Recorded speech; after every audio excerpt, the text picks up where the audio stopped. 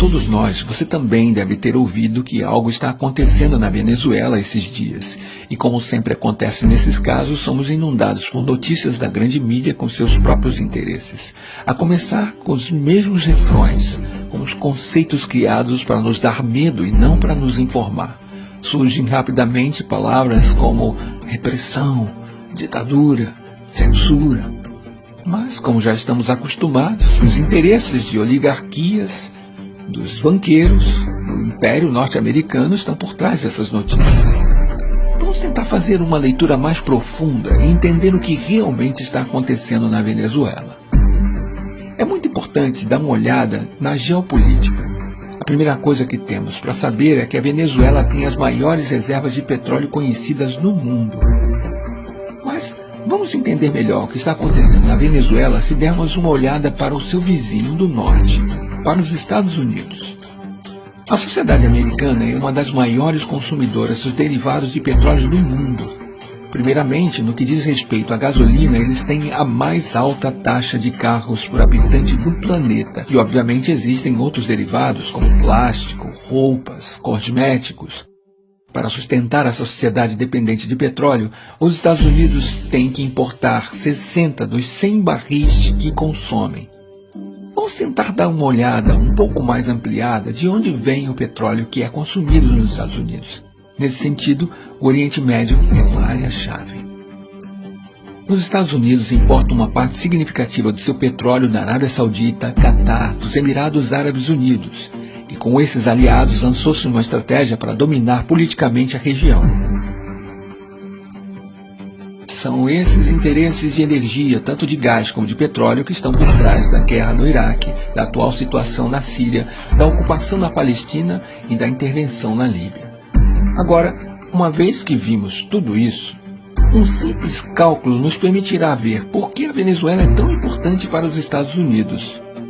O petróleo que vem do Oriente Médio atravessa o Estreito de Hormuz e segue seu caminho através do sul da África até chegar ao Texas. Esta viagem dura entre 40 e 45 dias. Em vez disso, o petróleo que vem da Venezuela leva apenas 4 a 5 dias para chegar aos Estados Unidos. Ao comparar o custo que significa importar petróleo do Oriente Médio e não da Venezuela, podemos entender muito claramente quais são os interesses norte-americanos nesta questão. Agora, é muito importante que entendamos como esses interesses determinaram a história da Venezuela.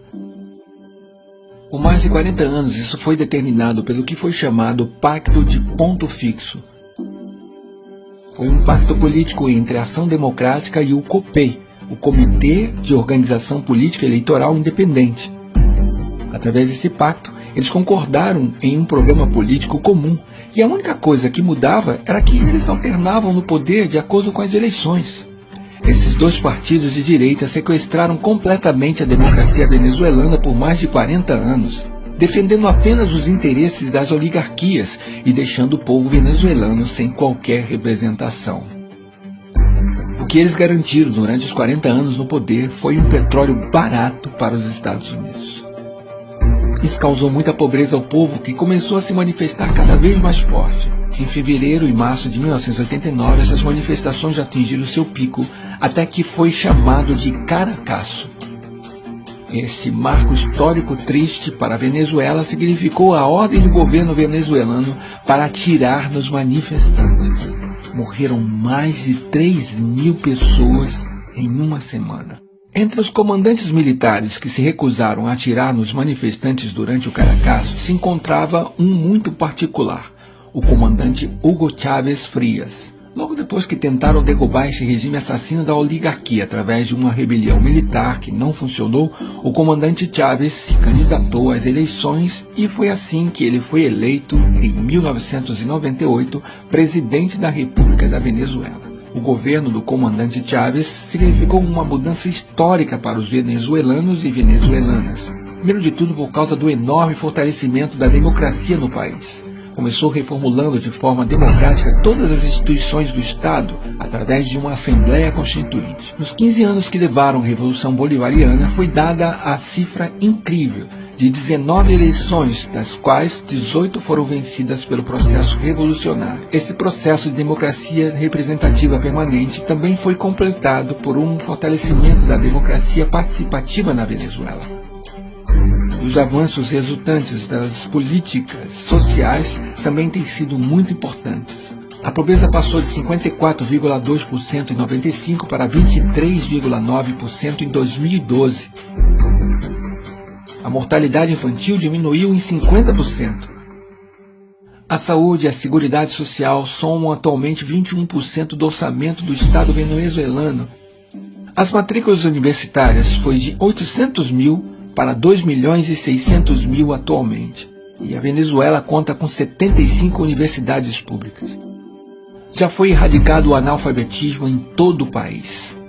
Obviamente, o Império Americano, vendo que pela primeira vez na história um governo venezuelano se ocupava muito mais com seu povo do que com os interesses norte-americanos e que o novo processo de união soberana e emancipadora da América Latina ameaçava sua hegemonia política, não ficou com os braços cruzados. Em 2002, apoiou claramente um golpe de Estado contra o governo democraticamente eleito de Hugo Chávez. Tendo falhado graças à mobilização popular, fomentou uma sabotagem econômica através de uma greve de petróleo com o apoio da oligarquia. No entanto, essa nova tentativa de desestabilização também falhou. A única coisa que mudou é que desta vez é uma nova estratégia, o que chamamos de golpe suave. O primeiro passo é a guerra econômica.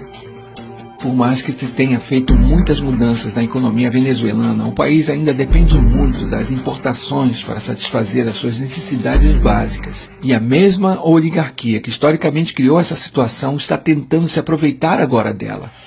Por um lado, alguns industriais ligados à oligarquia, que quer acabar com o processo bolivariano, está tentando criar escassez de produtos básicos para criar descontentamento na população. E do outro lado, alguns setores importadores que também querem acabar com esse processo estão especulando com dólares em vez de usá-los para importar produtos de necessidades básicas para o país. Isso demonstra mais uma vez o cinismo da oligarquia venezuelana disposta a tudo para voltar ao poder. Agora vamos ver o segundo e talvez o mais importante dos eixos do golpe suave. Este é a manipulação midiática. A oposição golpista venezuelana tem duas facetas, uma que se mostra pacífica e a outra que é claramente violenta. E certos meios de comunicação, tanto na Venezuela como no exterior, se converteram no eixo central dessa estratégia de golpe suave. Ao manipular de forma totalmente vergonhosa os fatos que estão acontecendo na Venezuela, eles querem fazer o mundo acreditar que o governo venezuelano está reprimindo duramente simples manifestantes pacíficos. Mas esse roteiro nós já conhecemos e não cairemos mais facilmente nessa armadilha. Se olharmos um pouco mais para a história desses últimos anos na América Latina, nós percebemos que os Estados Unidos e as oligarquias não ficaram de braços cruzados na frente dos movimentos progressistas. Primeiro foi a tentativa fracassada de golpe na Venezuela em 2002.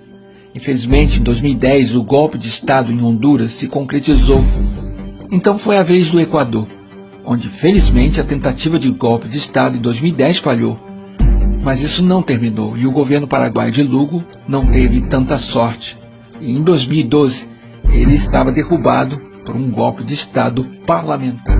Em 2012 e recentemente em 2014, também foram denunciadas tentativas de golpe de Estado na Bolívia. Em 2016, infelizmente, o Brasil foi vítima desse golpe parlamentar. Desta vez, na Venezuela, a história está tentando se repetir, mas o povo de lá não vai permitir. O povo latino-americano tem aprendido muito com o passado, por isso não vai mais deixar o Império Norte-Americano e as oligarquias locais conseguirem tirar o processo de mudança em que se encontram.